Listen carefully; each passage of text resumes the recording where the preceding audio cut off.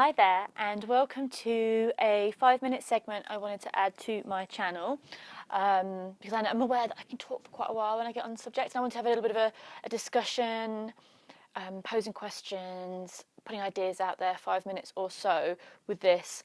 And what I thought we could call it was Ritual Corner, because this section of 5-minute topics are all about rituals and ceremonies, whether you be from a Wiccan, pagan, Druid, shamanic, healing background, however you work personally. If you've been doing ceremonies or rituals in any way, spellcraft, however you work, whether you're brand new to it and you would like to know some ways that people work and ways people form rituals and ceremonies, or whether you've been doing this for years and there's things you want to share, because we're always pushing and learning new things, and also just kind of getting the etiquette is quite an important thing. That's kind of where I'm starting, the starting point. So here we are for Ritual Corner in a corner of my room. So I'm watching the starlings out there, I'm watching the nature, and I'm aware it's getting dark, so I shall speak before the light fades. So, on this first idea of Ritual Corner, the idea of humour, it's been very funny recording this already, there's been lots of jokes happening already, humour, laughter, and light-heartedness in ceremony, its place, its not place, and its healing properties.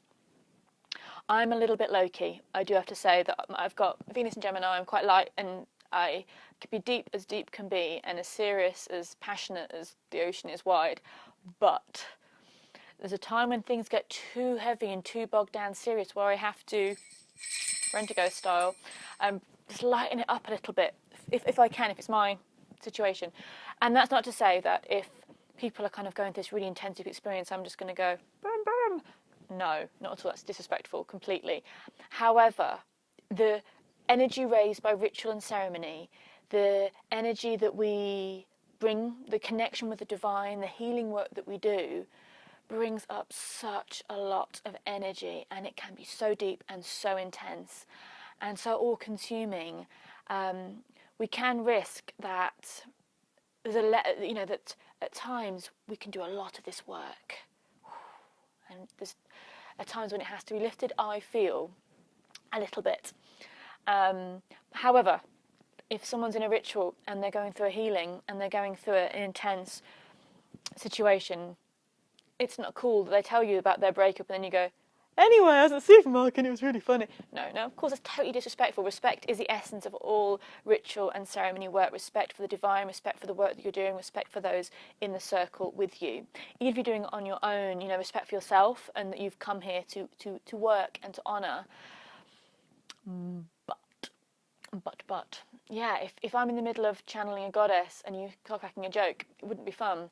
But if we've done this work and we've connected and we've dealt with some shadow stuff and we've really put that work in, I'm up for some wine, I'm up for chatting, I'm up for talking, and I'm not just being a social bunny. I feel that is a bonding part of the ceremony, the community, and I also feel it is epically healing for us as well to witness and to go through that portal of, I have done this work. I am now letting that work go. And also laughing can be a very healing experience in its right place. Sometimes you can't change things by stressing, and I try, sometimes it doesn't work. Sometimes you just have to go. As the Egyptian myths go, you would have your heart weighed against a feather as you would go into pass to the underworld. And if your heart was heavier than the feather, then you would not pass through to the blessed afterlife. You would not pass that test. So there was some things about wearing amulets so that you could bribe the gods to say, you could bribe your guardians to not to tell on you. So, so your heart would be like, it's fine. There's no heaviness going on here. There was a thing, I read that, and it said that it was that the Egyptians wear amulets. They were great at getting around things. Sometimes. But there's an element of keeping it light in some respects. As I say this, my screen has gone really dark, so I think that the humour and the comedy, and there's the fact that I've got a timer on here saying you're almost at your 5 minutes, but there is a time to release and to laugh, and I feel that under most rituals it should be scheduled in to have that release time, because it's also really great for the community to bond. I've been with people where you can have really epic and deep and powerful ritual experience with them and heal and cried in front of them and just told them, oh God, it hurts. But you don't know what their day-to-day life is like. You don't know that they went on holiday to Marbella last week. They probably wouldn't know, would they? But they might do. You don't know any of these things. You don't, and I think that sometimes you don't need to, and that is amazing too. We can have these amazing experiences with some people in our lives where we connect with them, and we don't need to have that silly stuff. And there's people that we talk about our holidays with that we will never tell that we connected to a past life self that told us this or whatever. But I think it's nice to know that you can just be in that space of lightness, of healing, release, of safety, and of fun, because laughter is a lifting of a vibration. And I think that a ritual has the format of, we meet, we're in a space where we're quite respectful, we raise the energy, we focus our intent, and then it goes down. And we can kind of be a bit at the end of that, like, whew, that went down.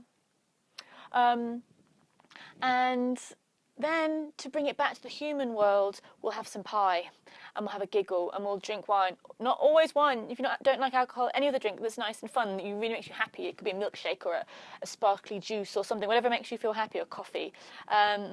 Afterwards, and we lift the energy back up, but in a way that's not deeply, epically spiritual, but in a way that's personally fulfilling and uplifting for us. So I feel laughter and lightness has its place in ritual as part of the healing process, the bonding process of a group or a community, and also because our hearts can get very bogged down by the heaviness of our thoughts and our world. Our world can make our hearts feel very heavy, and if we can not ignore that, we work with that, but work in a way where we keep our own lightness present when we can. I know it's not always possible, when we can. And I think spiritual work is a time when we can. And that's really, really cool. And also I have been in rituals where I felt the laughter level was totally disrespectful, but that's just me. I felt uncomfortable with the silliness that was going on and what it was meant to be. So again, it's all very personal taste, and that's why it's important when you're working with people that you're all fairly on the safe wavelength, or that you can understand the differences of each other. So as I talk of lightness and as I talk of brightness, I'm aware that the light is going on my screen. So me and Croker are up there, and the darkening screen will say, this is it for today's Ritual Corner. Your topics and ideas for ritual conversations, please bring them here. I'm really curious and interested to have these debates with you guys and girls, and what you think about ritual. Any areas about ritual you have questions about as well, and ceremonies. And awesome sauce. See you later. Take care. Have a lovely day. Bye. Like, comment, subscribe. All that jazz.